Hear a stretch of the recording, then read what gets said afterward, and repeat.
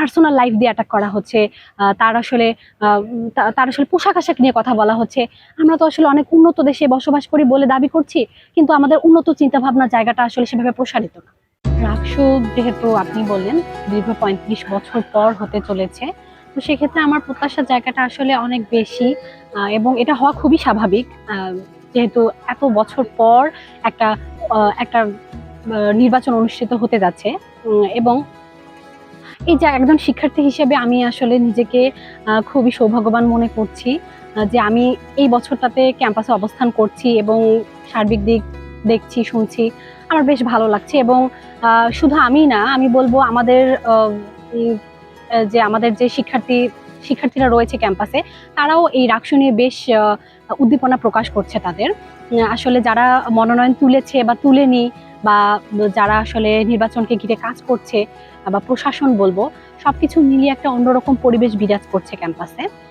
তো সেদিক থেকে বিচার করলে যে আমি ক্যাম্পাসে পুরো উৎসব মুখর একটা পরিবেশ দেখতে পাচ্ছি, এবং আমাদের যেহেতু অনেক দীর্ঘ বছর পর এটা অনুষ্ঠিত হতে যাচ্ছে, সেক্ষেত্রে বলবো যে বিগত যে ব্যাচগুলো রয়েছে তাদের থেকে আমরা এদিক থেকে বেশ এগিয়ে রয়েছি, যে আমরা এই বিষয়গুলো দেখছি এবং অংশগ্রহণের সুযোগ পাচ্ছি।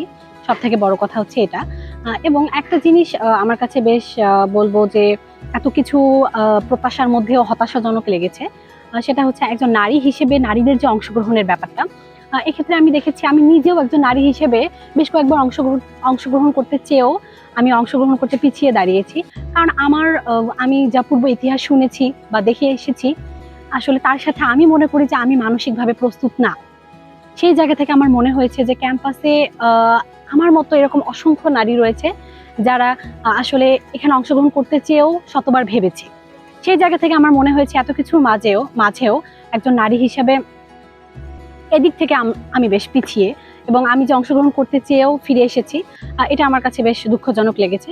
তবে আমি অনেক আশাবাদী যে আপুরা বা যারা হচ্ছে অংশগ্রহণ করেছে, বা তারা অংশগ্রহণে আসলে সফলও হবে আমি আশা করি। আসলে তাদের জন্য আমার অনেক অনেক শুভকামনা। আর প্রশাসনের জায়গায় বলতে গেলে, আসলে প্রশাসন তো তাদের পুরোটা দিয়ে সবসময় সবকিছু করে না। সেক্ষেত্রে বলবো এক্ষেত্রেও করেনি। যেমন আমরা কিছুদিন আগেই লক্ষ্য করেছি এখানে রাকসুদের মনোনয়নপত্র বিতরণের ক্ষেত্রে বেশ ঝামেলা হয়েছে। সেটা কোন দল হবে সেটা বড় কথা না, বাট একটা শিক্ষার্থী বান্ধব পরিবেশে যখন প্রশাসন শিক্ষার্থীদের মাঝে দ্বন্দ্ব ঝামেলায় আসলে নিরসন করতে ব্যর্থ হয়, সেটা আমাদের জন্য অনেক দুঃখজনক। সেখানে যখন কোনো শিক্ষার্থী আহত হয়, সেটা আমাদের জন্য যেমন দুঃখজনক, সেখানে যেমন প্রশাসন কাজ করতে ব্যর্থ হয়, সেটাও আমাদের জন্য বেশ দুঃখজনক। তো সেই সব জায়গা থেকে আমি বলবো যে রাকসু নির্বাচন আমাদের জন্য যেমন আশা জাগিয়েছে, প্রত্যাশার জায়গা তৈরি করেছে, তেমন এই নির্বাচনকে ঘিরে বেশ কিছু বেশ কিছু হতাশাজনক পরিবেশেরও সৃষ্টি হয়েছে। সার্বিকভাবে বিবেচনায় আমি আসলে অনেক আশাবাদী। আমি একজন খুবই আশাবাদী একজন মানুষ।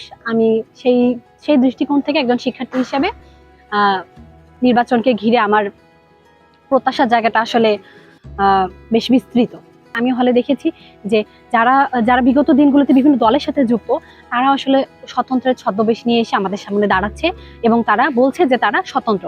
আসলে আমরা তো এতদিন দেখে এসেছি যে তারা কোন দলের হয়ে কাজ করেছে, এবং তারা এখনো গোপনে গোপনে সেই সব দলের হয়ে কাজ করছে। তারা যেহেতু বুঝতে পেরেছে যে শিক্ষার্থীরা আসলে স্বতন্ত্র প্রার্থীদের প্রতি বেশি ঝোঁক প্রকাশ করছে, সেজন্য তারা আসলে এটা ছদ্মবেশ নিয়ে এসেছে। এখানে কোনো ধরনের সন্দেহ নেই, এবং আমার মনে হয় যে আমাদের ক্যাম্পাসের ৮০% শিক্ষার্থী এই জিনিসটা উপলব্ধি করতে পারছে। প্রশাসন এক্ষেত্রে আমি বলবো, আমার যতটুকু মনে হয়, আমার যতটুকু ধারণা, প্রশাসন এক্ষেত্রে তেমন কোনো ভূমিকা আমার চোখে পড়ার মতো কিছু করেনি। কারণ আমি শুধুমাত্র দেখেছি যারা আসলে প্রার্থী হিসেবে মনোনয়ন তুলেছে, তারা নিজেরাই আসলে নারীর বিষয়ে বা নারী যে এই রাকসুতে অংশগ্রহণ করতে পারে নির্বাচনে, এই বিষয়ে তারাই প্রচারণা চালিয়েছে। কিন্তু প্রশাসনের পক্ষ থেকে শিক্ষার্থীদের উদ্বুদ্ধ করতে বা হলগুলোতে বা বিভিন্ন সেমিনারের আয়োজন করে তারা যেটা করতে পারতো, এই জিনিসগুলোর আসলে প্রচুর অভাব ছিল।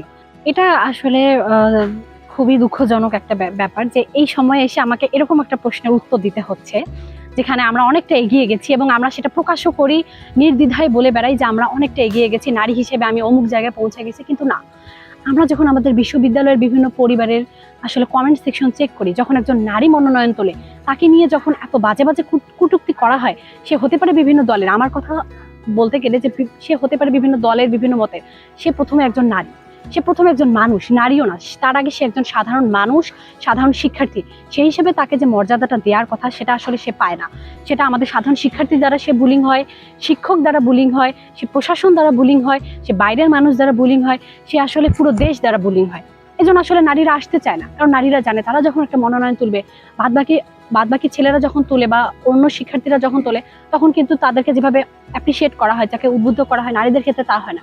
নারীদের ক্ষেত্রে তাকে কটূক্তির জন্য কথা বলা হয়, তাকে আসলে সেক্সুয়ালি বিভিন্ন অ্যাবিউজ করা হয় বিভিন্নভাবে।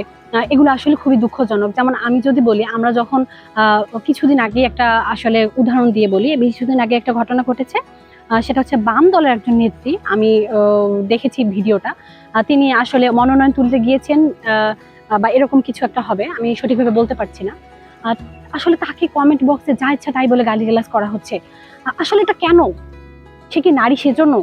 আসলে নারীর আসলে অধিকারটা তাহলে কোথায়? সে নারী হিসেবে নিরাপদ না ক্যাম্পাসে। সে নারী হিসেবে যখন কোনো কিছু একটা কাজ করতে যাচ্ছে বা কোনো কিছুতে অংশগ্রহণ করতে যাচ্ছে, তাকে কেন তার চরিত্র দিয়ে বিচার করা হচ্ছে? তাকে কেন তার পার্সোনাল লাইফ দিয়ে অ্যাটাক করা হচ্ছে? তার আসলে তার আসলে পোশাক-আশাক নিয়ে কথা বলা হচ্ছে। আমরা তো আসলে অনেক উন্নত দেশে বসবাস করি বলে দাবি করছি, কিন্তু আমাদের উন্নত চিন্তাভাবনার জায়গাটা আসলে সেভাবে প্রসারিত না।